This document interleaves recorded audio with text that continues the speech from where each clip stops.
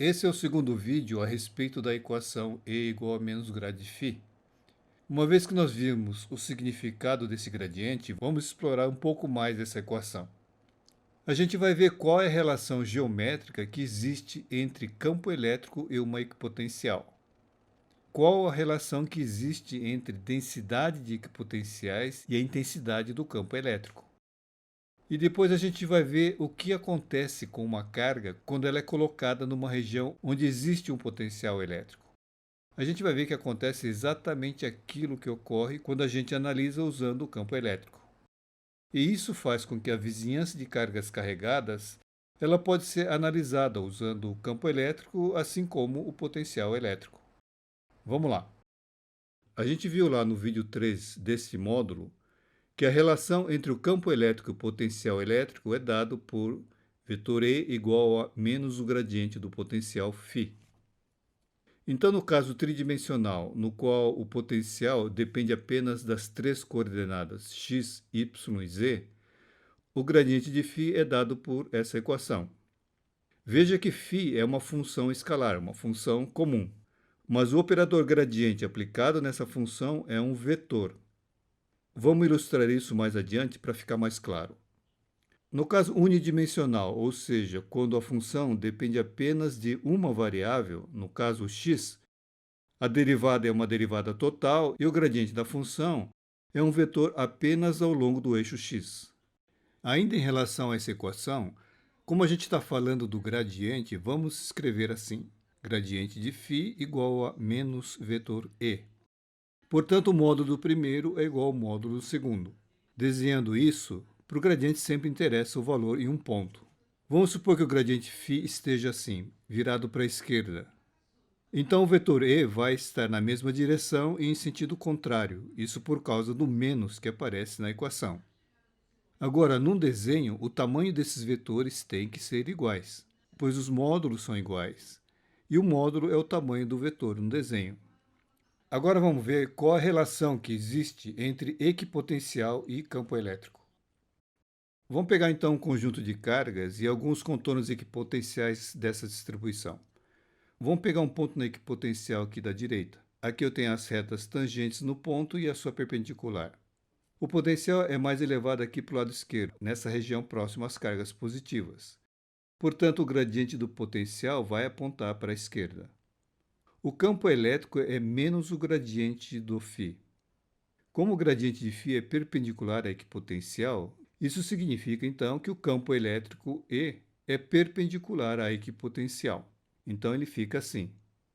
Isso é um resultado importante, que a gente vai usar muito isso aqui. Agora repare que nessas equipotenciais, ou em curvas de nível, a gente tem regiões em que as equipotenciais ou as curvas ficam próximas e em outras regiões elas ficam mais espalhadas. Na região onde as equipotenciais ficam próximas, como aqui ou aqui, isso significa que eu tenho uma variação brusca do potencial. Ou seja, se eu estiver por sobre a curva do potencial, eu sentiria uma região íngreme. Para ver isso, vamos tomar o caso unidimensional. O módulo do gradiente de φ é mais ou menos Δφ sobre Δx. Então, para o mesmo Δφ, se as equipotenciais são próximas, ou seja, o Δx é pequeno, isso quer dizer que o gradiente é elevado. E sendo o gradiente um valor alto, eu vou ter, em consequência, um campo elétrico elevado. Então, aqui nessa região, onde está o ponto, a intensidade do campo é alta, o módulo é elevado. E onde os contornos estão mais dispersos, a intensidade é menor. Como nesse ponto aqui, então a gente tem um vetor aqui um pouco mais curto que o outro e perpendicular à equipotencial. Então, além do fato do campo elétrico ser perpendicular à equipotencial, isso aqui é um outro resultado importante, ou seja, quanto mais próximos estiverem as equipotenciais, isso significa que o campo elétrico é mais intenso. Veja que isso se parece com a notação de linha de campo, que também diz a mesma coisa, que quanto mais próximas as linhas, ou seja, mais densamente elas estiverem, mais intenso vai ser o campo. Naturalmente, linha de campo fornece também a orientação, mas para muitas finalidades a gente pode utilizar tanto linhas de campo quanto contornos equipotenciais para representar a vizinhança de corpos carregados. Sabemos que cargas do mesmo sinal elas se repelem e de sinais opostos se atraem. Vamos ver como podemos descrever essa interação com base no potencial elétrico. Isso tem muito interesse prático, viu? No vídeo 4 desse módulo, a gente viu que o potencial de uma carga positiva é como mostra essa figura. Ela assume valores positivos indo para o infinito na posição da carga. Nessa parte de cima, a gente tem o gráfico do potencial e na parte de baixo o plano XY, onde se encontra a carga. Se pegarmos um ponto aqui no plano, na curva do potencial equivale a um ponto aqui.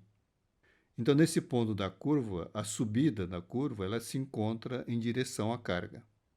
Ou seja, o gradiente do potencial é radial em direção à carga.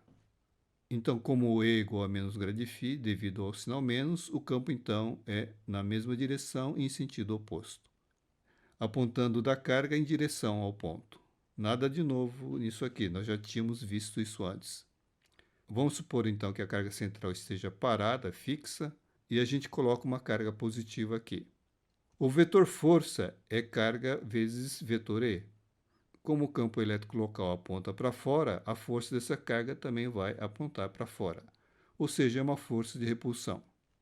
Vamos ver num gráfico de bidimensional, aqui com a carga na origem e o potencial assumindo os valores positivos.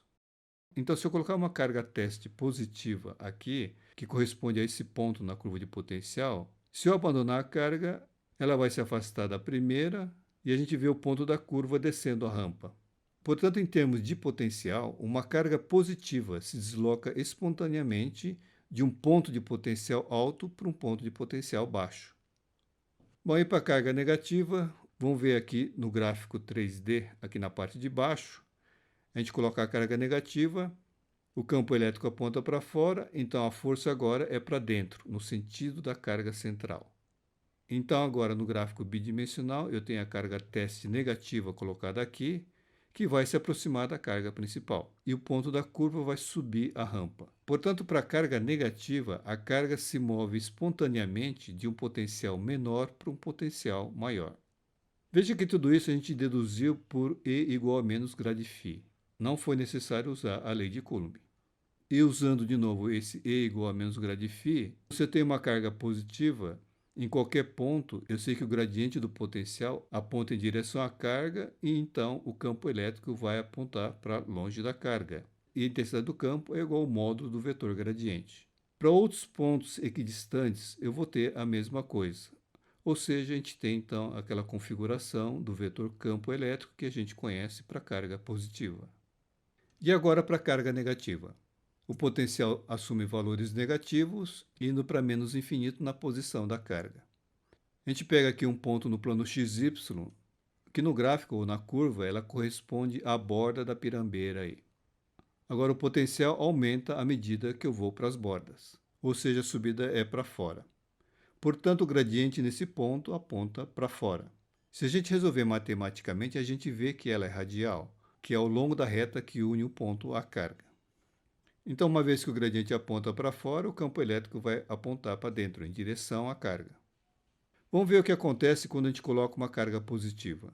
Como o campo elétrico aponta para dentro, a força também vai apontar nessa direção.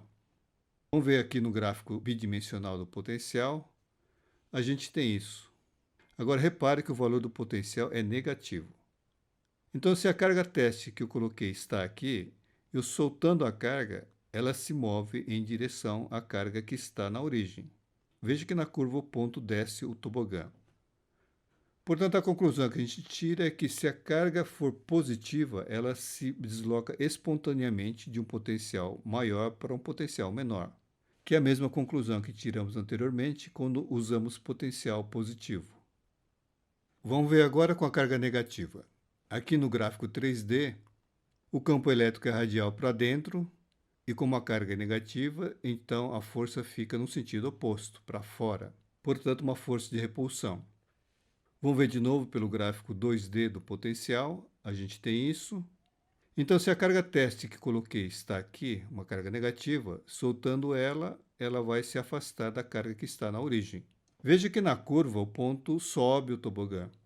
Portanto, se a carga for negativa, ela se desloca espontaneamente de um ponto onde o potencial é menor para um ponto onde o potencial é maior. E, de novo, a mesma conclusão que tiramos antes quando fizemos a análise com um potencial positivo. E quanto à configuração das linhas de campo, vamos pegar aqui a carga negativa e um ponto qualquer. Sei que nesse ponto a subida do potencial ela aponta para fora, então o gradiente aponta para fora. E o campo elétrico vai então apontar para a carga. E para outros pontos equidistantes, a gente vai ter a mesma coisa.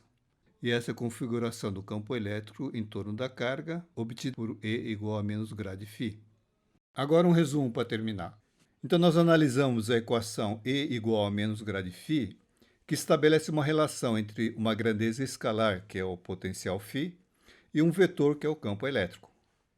A gente viu que o campo elétrico em um ponto é perpendicular à equipotencial que passa por esse ponto, e que a densidade de equipotenciais indica a intensidade do campo elétrico numa região, da mesma forma que linhas de campo. Equipotenciais próximas e linhas de campo próximas representam um campo intenso, e se ralas, o campo elétrico é fraco. Veja que as equipotenciais não têm orientação, ele é um escalar. Então, enquanto as linhas de campo fornecem uma orientação clara, as equipotenciais não mostram a orientação do campo. Mas como a gente viu, se a gente analisar os valores das equipotenciais, vendo o seu gradiente, eu consigo então a orientação do campo elétrico.